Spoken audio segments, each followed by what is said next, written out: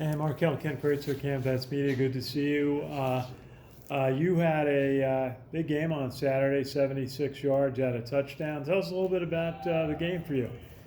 Well, first, I just appreciate, Coach trusting me, putting me out there to make those plays, and I think it was most exciting to be out there with the boys and just basically grinding out those yards every play. And then secondly, once I scored and we were all celebrating, it was just the love and the support that I got from everybody.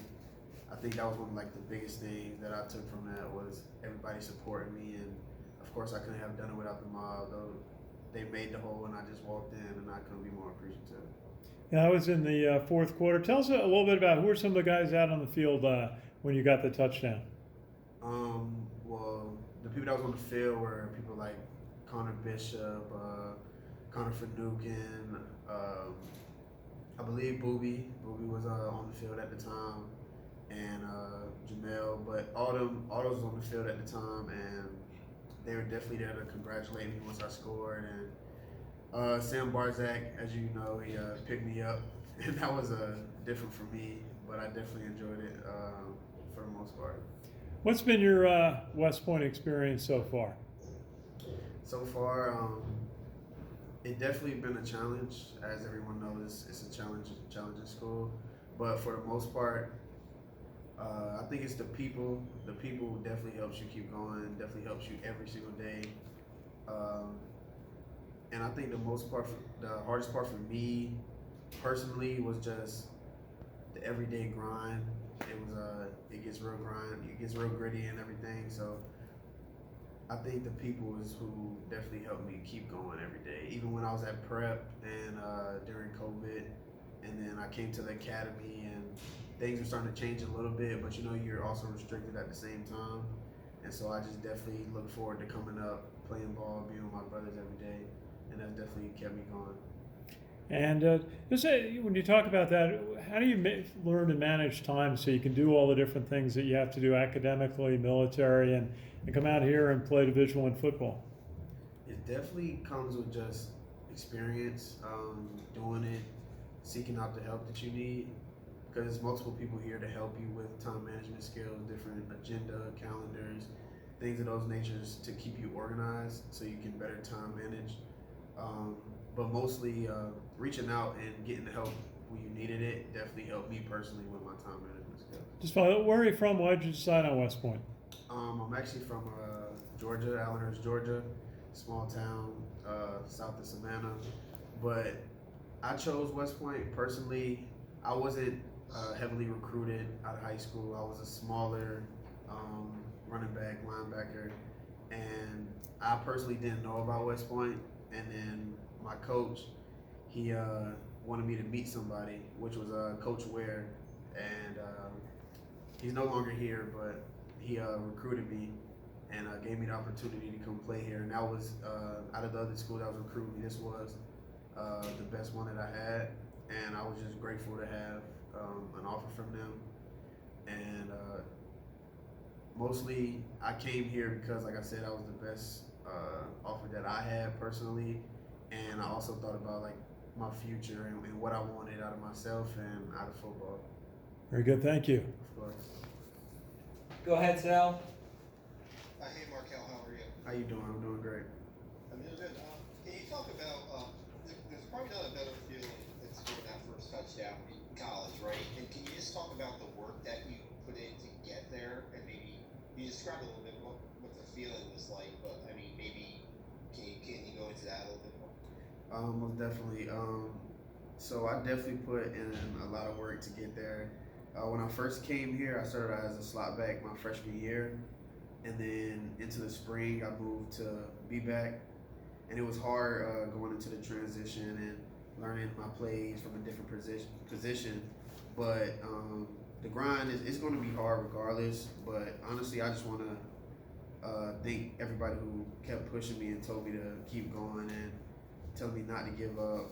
And that's who was grinding with me, and that's who kept me going the entire time. But it was definitely long nights and long days in the weight room, trying to put on weight, constantly eating and putting on calories. So it was definitely a grind. Even learning my plays from the B-back position, getting the coaches to trust me, then also coming back from my injury at the beginning of the season.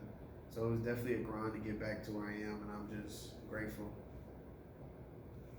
Coach Stevens mentioned one of your high school coaches who he knew that helped suggested that maybe West Point was the right spot for you. What's your high school coach's name, and can you talk about his role in getting into West Point? Oh, most definitely. His name is Coach Sills, and he's a great guy. Honestly, if it wasn't for him, I probably wouldn't be where I am today with football. He's been coaching me since I was younger. He's really like a pops to me when it comes to football and even life. And he helps me do like little things. And you know, he's definitely hard on me, but it's definitely tough love. It's never personal. He just wants the best for me, and I'm just thankful for him. And I know he knows it on how much I'm thankful for him, but I can't explain like, the gratitude that I have for him, and I'm forever going to be grateful for what he's done for me and what he's done for my career. Absolutely. Good luck on Saturday. Thank you so much. Go ahead, Tom Shanahan.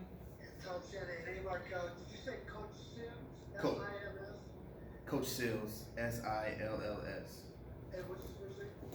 His first name is Derek. Is he the head coach or the assistant coach? At the time, he was my defensive coordinator. Okay. And so, like you mentioned, you're very grateful to him. Wondered what you were thinking about it when you were going through these bears. Okay, during that time, I couldn't think about anything but my next meal. I was just focused on getting through the beast barracks and definitely finishing. But I was still definitely grateful for even being there, being in the position I was at. Yeah. And what would you say would be the turning point? Because, you know, it's tough for everybody to get through that first year. What would you say is the turning point to get to where you are today? My biggest turning point was definitely just my mindset about the entire situation and everything that was going on.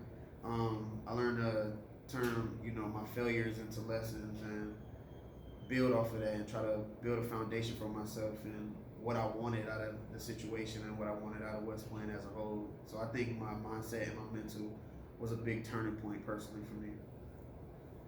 Great, thank you. Ken McMillan, wrap us up. Yeah, Markel, obviously you've got Tyson and Jacoby who have really earned their spots ahead of you, but they got nicked up, aren't playing right now. So tell us about waiting for your opportunity, and now tell us about what it was like. How do you feel like you performed these last 2 weeks?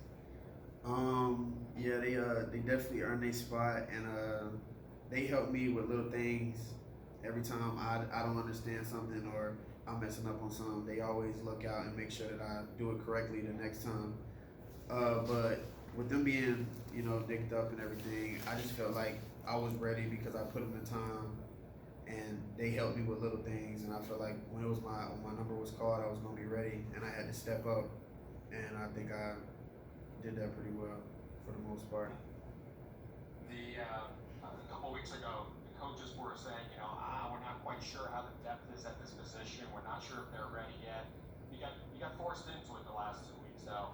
So tell us, how do you feel about the depth now, knowing that you've got Tyson and Jacoby coming back soon, hopefully, and then, you know, Hayden, yourself, Mr. Dixon. I think you guys showed yourself well. Do you feel more comfortable with the depth at the position now? 100%. Whenever I get in there, I just try to do my job, and that's all I can really focus on, like at the time. And yes, I was semi-forced into it. People were hurt, but I felt like whenever my number was called, I was ready, and everybody was happy for me to go in there and execute and do my job. But as a depth perspective, I think whenever my number's called, I'm still go in there and execute. I'm not really worried about like where I'm at on the depth, but I just hope I can contribute and help the team in any way I can. Other than football, what is your favorite aspect of West Point so far? Definitely the people.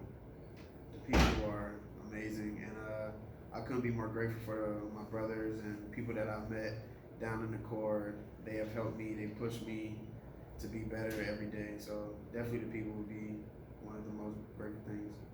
I know you're young, but how do you think you've changed as a person since you've been here? I've grown a lot actually. I've grown a lot. Even my people say it every time they see me. They see me growing and just more understanding. And how I was saying before, my mental and my mindset has changed a lot. And I think it's of course from this place and what I go through on a daily basis and how I overcome and react to it. And speaking of that, you got injured when during training camp. Yes, I did. Can you tell us what it was? It was actually my hamstring. So feeling better? Absolutely. All right. Thank you for your time this evening. Of course. That's it, everyone. Thank you.